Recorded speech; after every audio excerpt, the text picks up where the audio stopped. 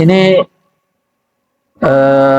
gerakannya sesuai dengan kondisi. Bisa jadi anak ketika di sholat misalnya pakai selendang misalnya digendong itu bisa. Ketika sujud tidak misalnya nggak tetap karena gendong dia ya diikat itu ya nggak apa-apa, nggak taruh. Kalau nggak dipakai ikat itu ditaruh dulu nggak apa-apa. Sesuai dengan keadaan. Asalkan untuk keselamatan atau kenyamanan anak ini. A'udzu billahi minasy syaithanir rajim. Bismillahirrahmanirrahim.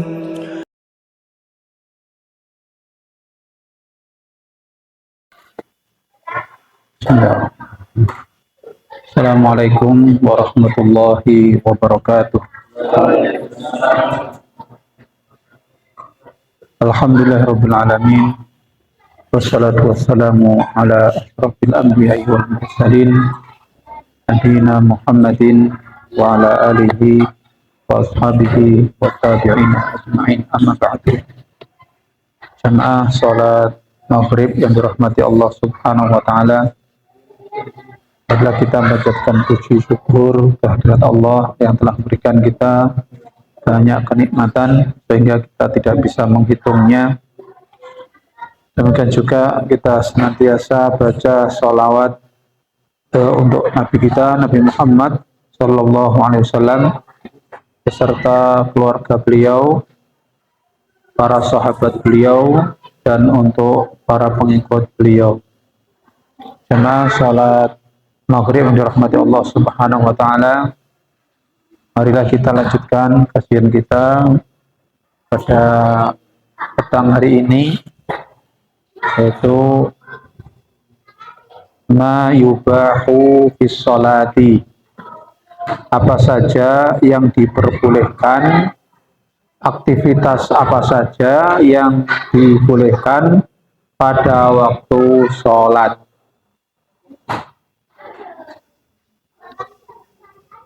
Yang pertemuan yang lalu, yaitu masyru'iyatu daf'il mari baina yadail musalli,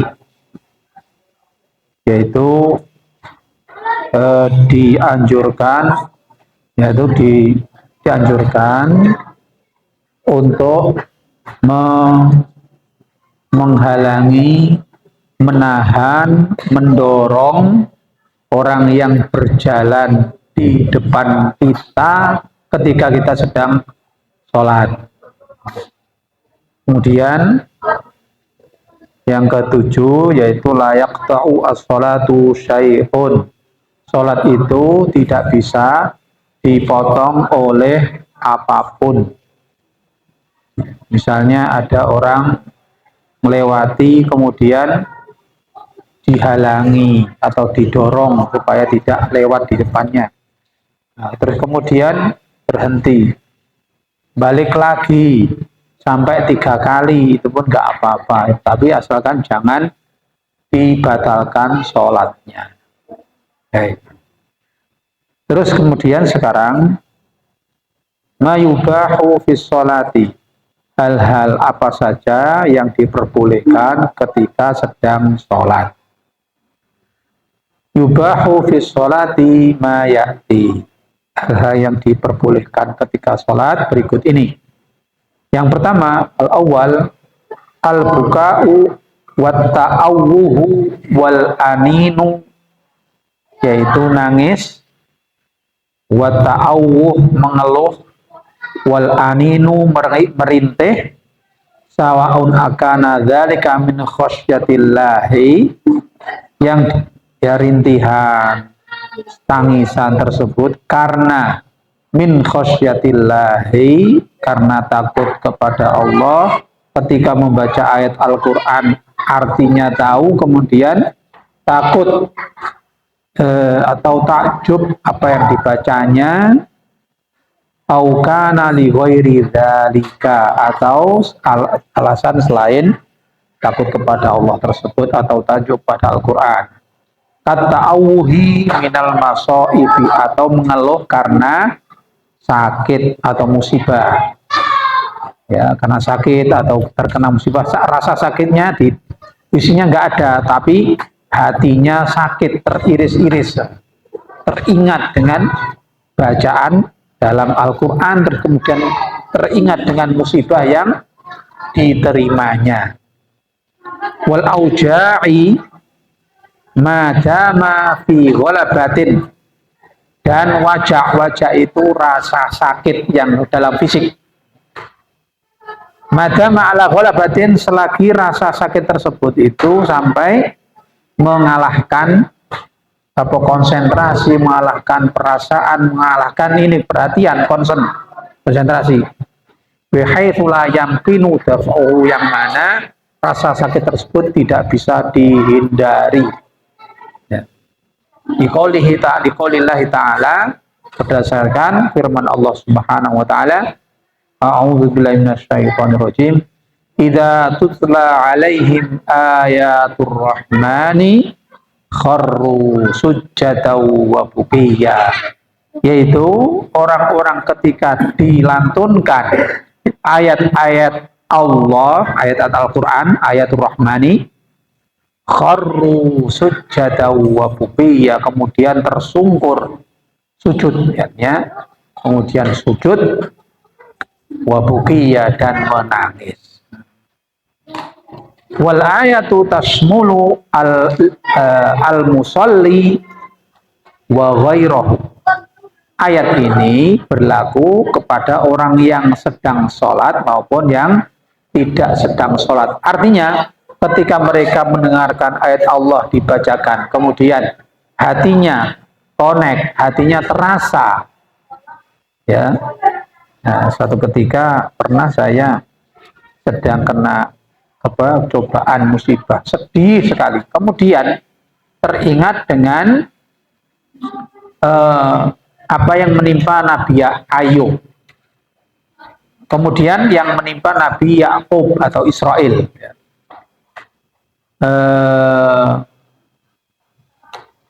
Innama ashku bathi wa huzni ilallahi. Saya ini hanya menyambatkan diri, artinya mengadukan ini hanya kepada ashkubati wa huzni, kesedihanku ini hanya kepada Allah SWT. Kemudian teringat tersebut, kemudian meneteskan air mata. Nah, seperti ini karena rasa hati yang sedang sedih, kemudian teringat dengan ayat di dalam Al-Quran, seperti itu. Ataupun ketika tidak sedang sholat, kemudian mendengarkan ayat tersebut dibacakan, kemudian hatinya terasa, tersinggung hatinya, jadi kemudian menangis. Wan Abdullah ibnu Syukhair, dari Abdullah ibnu Syukhair, qala ra'aitu Rasulullah sallallahu alaihi wasallam wa fi sadrihi azizun ka'azizil mirjali minal buka. Saya melihat Rasulullah itu di dadanya itu gemetar. Azizun, getaran. Ka'azizil mirjali minal bukai. Seperti ini, azizul mirjali minal buka. Karena nangis, karena sedih tersebut, sampai dadanya terasa bergetar. Nah, ini yang dilihat oleh salah seorang sahabat. Nah, ini bisa jadi ketika Rasulullah sedang sholat maupun ketika tidak sedang sholat. Marwa Ahmad wa Abu Dawud wa Nasa'i wa Tirmidzi wa Sahahu wa qala Aliyun maka nafina farisun yauma badr ghairul Miqdad ibnu Aswad. Baik, ini keterangan tentang bolehnya nangis ketika sedang sholat, nggak apa-apa. Atau ketika membaca atau mendengarkan ayat Al-Quran tidak sedang sholat juga menangis. Nah, ini menunjukkan pertama sensitivitas hatinya. Maka dalam surat Al-Anfal itu apa? Innamal mu'minuna alladziina idza dzukirallahu wajilat qulubuhum wa idza tuliyat 'alaihim ayatuhu zadatuhum imana. Orang-orang tandanya orang yang beriman itu ketika disebutkan nama Allah, ya nama Allah Ar-Rahman, Ar-Rahim, atau nama-nama Allah yang agung, itu connect hatinya, ya. Sir seperti itu, terlintas di dalam hatinya. Kemudian ketika dibacakan ayat-ayat Allah, kemudian zadathum imana, keimanannya semakin menguat atau tebal.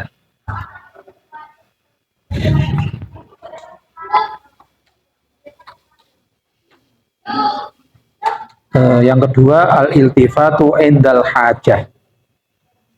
Baik, ini banyak ininya, nasnya, tetapi di sini yang jelas ketika nangis ketika sedang sholat itu tidak apa-apa. Yang kedua, al-iltifatu indal hajah, noleh, nganan atau ngiri karena terdesak atau kepentingan yang dia harus noleh kanan atau ngiri atau ke atas atau ke bawah, itu boleh. Baik, ini hadis yang diriwayatkan oleh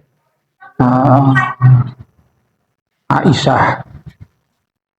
Jadi ketika Rasulullah sakit dan sakit sampai menemui ajalnya, itu disebutkan wa an Aisyah radhiyallahu anha fi hadithi maradi Rasulillah sallallahu alaihi wasallam alladzi tuwfiya fihi. Dari Aisyah radhiyallahu anha dalam hadis tentang sakitnya Rasulullah yang mana sakitnya tersebut sampai mengantarkan ke wafatnya beliau. Anna Rasulullah sallallahu alaihi wasallam, bahwa Rasulullah itu bersabda kepada Aisyah, muru Abu Bakar ayyusolliya bin nas. Ini diperintah kepada Aisyah dan orang yang ada di dekat situ. Perintahkanlah kepada Abu Bakar untuk sholat dengan jamaah orang-orang. Qalat Aisyah, kemudian Aisyah berkata, ya Rasulullah, inna Abu Bakar rajulun raqiqun. Abu Bakar itu orang yang hatinya lembut. La yamliku dam'ahu, tidak bisa mengendalikan air matanya. Wa innahu idza qara'al qur'ana baka. Ketika beliau, ya Abu Bakar membaca Al-Qur'an kemudian nangis. Qalat wa ma qultu dzalika illa karahiyatan. Nah, kemudian menambahkan Aisyah, dan saya berkata kepada Rasulullah itu, tujuan saya adalah illa karahiyatan ayyata athaman nasu bi Abi Bakar. Saya khawatir nanti orang-orang itu pada mencemooh Abu Bakar, ya, mengkritik atau mencemooh Abu Bakar. Ayyakuna awalun min maqami Rasulillah sallallahu alaihi wasallam, karena kedudukan Abu Bakar sangat dekat dengan Rasulullah, jadi orang kedua setelah Rasulullah. Ya. Faqala, kemudian Rasulullah memerintahkan lagi, muru Abu Bakar fal yusolli bin nas. Perintahkan pada Abu Bakar untuk sholat dan mengimami orang-orang. Inna kunna sawahibu Yusuf. Sampai Rasulullah mengulangi hal tersebut dan mengatakan kalian ini seperti halnya sawahibu Yusuf, para ini wanita-wanita yang hidup pada zaman Nabi Yusuf. Ini keterangannya di Hamish itu disebutkan ay ana Aisyah mithlu sahibati Yusuf. Ucapan Aisyah tersebut seperti yang dilakukan wanita-wanita Nabi Yusuf, yaitu Imro'atul Aziz, istrinya Perdana Menteri Mesir pada waktu itu yang tergoda oleh ketampanan Yusuf alaihissalam, terus kemudian melakukan hampir saja perbuatan keji, tapi Allah melindungi Yusuf sehingga terhindar dari makarnya istrinya Perdana Menteri tersebut. Nah, ini yang dikatakan oleh Rasulullah, inna kunna sawahibu Yusuf. Kamu ini yang katakan ini seperti yang dikatakan oleh Zulaiha kepada wanita-wanita ini apa namanya bangsawan Quraisy, bangsawan Mesir. Nah, sawahibu Yusuf. Baik. Kemudian ya tentang ini ya tangisan ketika waktu sholat. Baik, kita teruskan aja. Ya. Ini isinya bolehnya ketika sholat kemudian menangis. Yang kedua, al-itifatu indal hajah, noleh ketika kanan atau kiri ketika sedang sholat. Fan ibni Abbasin radhiyallahu anhu maqala kana Nabi sallallahu alaihi wasallam yusalli yaltafitu yaminan wa shimalan wala yalwi unuqahu khalfa dhahrihi, rawahu Ahmad. Ya, disebutkan oleh Abdullah ibnu Abbas katakan bahwa Rasulullah itu noleh ke kanan kemudian noleh ke kiri dan tidak menolehkan ininya lehernya sampai ke belakang ya. Jadi batas-batasnya kurang lebih seperti itu. Tetapi gini, ini karena kondisi tidak normal. Jangan bayangkan kalau ketika di kamar atau di masjid menoleh kanan kiri, bukan. Coba kalau di hutan, dalam naik gunung di hutan, pas teman-temannya pada semuanya tugas dan sebagainya, tunggu di tenda di tengah hutan sendirian. Kemudian waktunya sholat, kemudian dengar kresek-kresek di sampingnya tenda itu, gimana pun. Jadi dulu namanya Pak Eko ya, dulu di Blok 1 ya, itu dia kan aslinya kan dari Papua, biasa masuk keluar hutan biasa, tapi di sana itu tidak ada ceritanya singa harimau nggak ada. Pas dia diajak ke Sumatera rombongan di hutan, pikiran dia sering ya ke hutan biasa. Pas diajak keluar, dia udah saya tadi tunggu tenda sendiri. Ketika teman-teman sudah lewat, udah keluar semuanya, dan teringat ini hutan Sumatera, kandangnya macan. Kalau di mana di Papua buaya, kalau di Kalimantan buaya juga.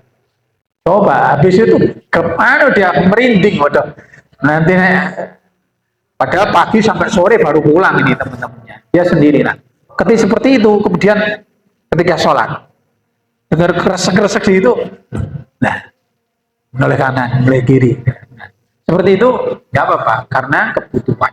Lil hajah. Nah, sini hajahnya adalah dalam kondisi tidak wajar atau darurat. Kemudian juga ya menoleh kanan, menoleh kiri, terus kemudian disebutkan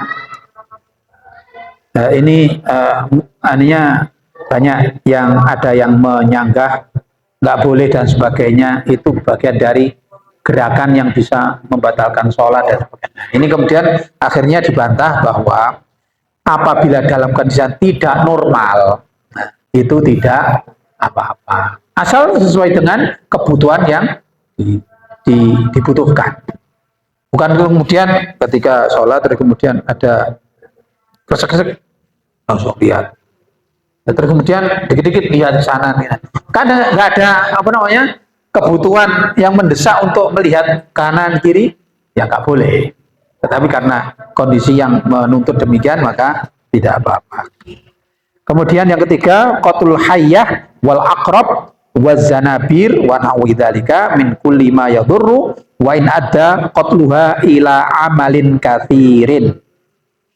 Membunuh ular, wa aqrab kalau jengking, wa zanabir kolo-kolo yang lain ya, kolo monggo, kolo ini, ya, atau hasyarat itu ini binatang kecil yang berbisa. Semut itu kalau ini juga bisa menyakiti. Barang dzalika atau semisalnya mingkul lima yadurru, ya semuanya yang menyakiti.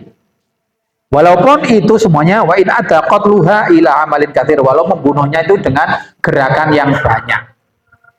Tapi jangan diputuskan sholatnya, jangan dihentikan sholatnya sebisa mungkin. Ya. Pak Nabi Hurairah radhiyallahu anhu anna nabiyya Pak Nabi Hurairah anna nabiyya sallallahu alaihi wasallam qala uqtulu al aswadaini. Bunuhlah dua hewan yang hitam fi sholati, dalam sholat. Nah, ini kan ketika sholat. Al hayyatu wal aqrab, ular dan kalajengking. Ya. Kemudian yang keempat al masyu al yasiru al lihajatin, jalan yang ya sedikit karena kebutuhan.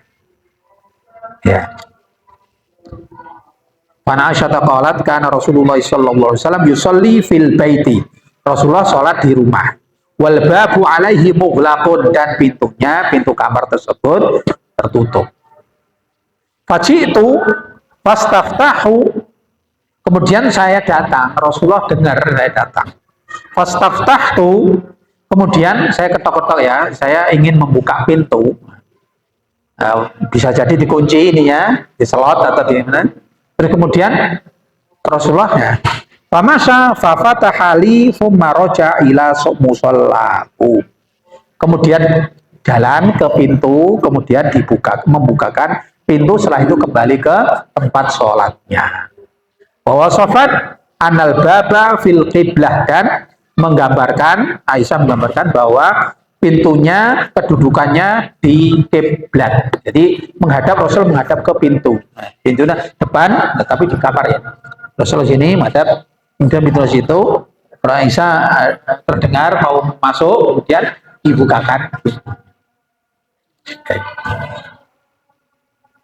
Rawah Ahmad wa Abu Dawud wa Nasa'i wa Tirmidzi wa hasanahu. Wa ma'na anal baba fil qiblah, nah ini di arah kiblat. Baik. Ini berjalan. Terus gimana? Misalnya ketika sholat jamaah masbuk, terus kemudian ada di sini, sholatnya di shaf kedua. Ini sudah pada keluar semuanya, misalnya. Apabila khawatir nanti dilangkai orang, boleh maju ke depan. Sholat di rihlah kemarin ya. Ketika khawatir nanti, wah ini tempatnya orang berjalan lalu lalang, kemudian maju ke depan, biar nggak dilalu-lalang, boleh. Itu contohnya. Kemudian yang kelima, hamlu sobi wa ta'alluquhu bil musolli. Menggendong bayi atau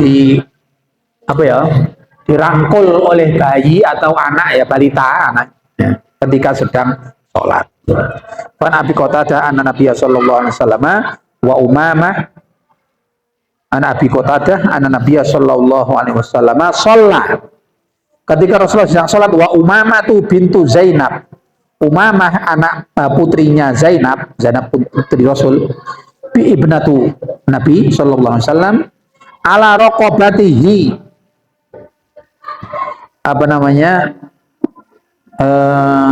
merangkul, ya, lehernya ketika duduk atau ketika sholat, ya, ketika duduk otomatis merangkul lehernya, ya kan, ketika sholat duduk ini anak merangkul leher. Ya, faida roka'a wadu'ahu, ketika ruko, ini digendong, kalau ini ya gambarnya digendong. Apabila ruko kemudian ya kan, ruko gini ya, anaknya ditaruh. Wa idza qama min sujudihi, ketika bangkit dari sujudnya, akhadha, diambil lagi, dipangku atau digendong. Fa'adaha ala raqabatihi, kemudian ditempatkan lagi di tempatnya, di dekat leher tadi. Faqala Amir walam as'alhu, dan kemudian tidak menanyakan apa-apa. Ini namanya sahabat yang melihat tersebut. Faqala Amir walam as'alhu ayu sholatin hiya. Sholat apa tadi? Sholat apa Rasulullah ketika Umamah tersebut merangkul beliau atau digendong Rasulullah menggendong Umamah tersebut. Qala Ibnu Juraih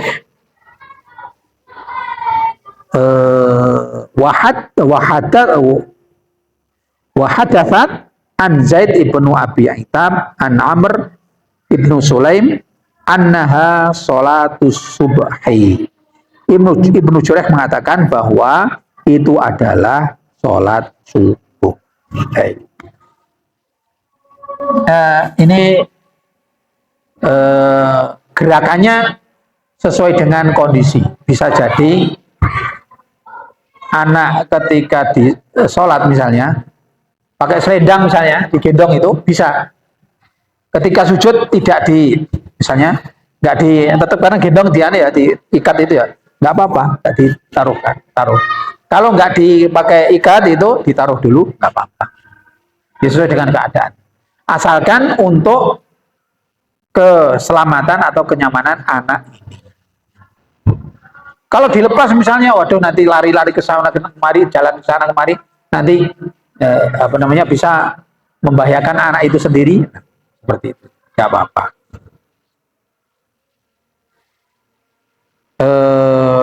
Hamlu sobi wa ta'alluquhu bil musalli.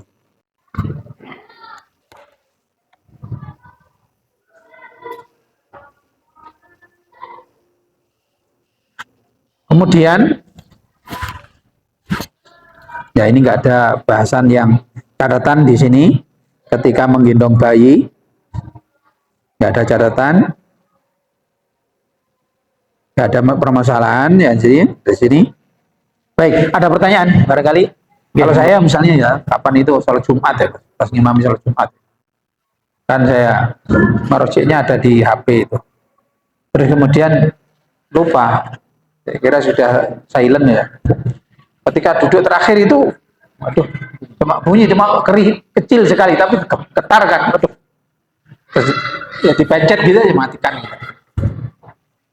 dimatikan. Ada saya lihat orang sedang sholat itu, ketika orang Arab, ketika ini diambil gini, dilihat sepatunya.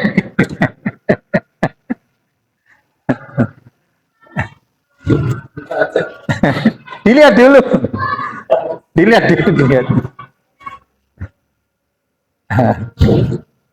Nggak tahu ya, sebaiknya ya untuk menunjukkan bahwa dia tidak ingin tergoda oleh ini, matikan gitu aja.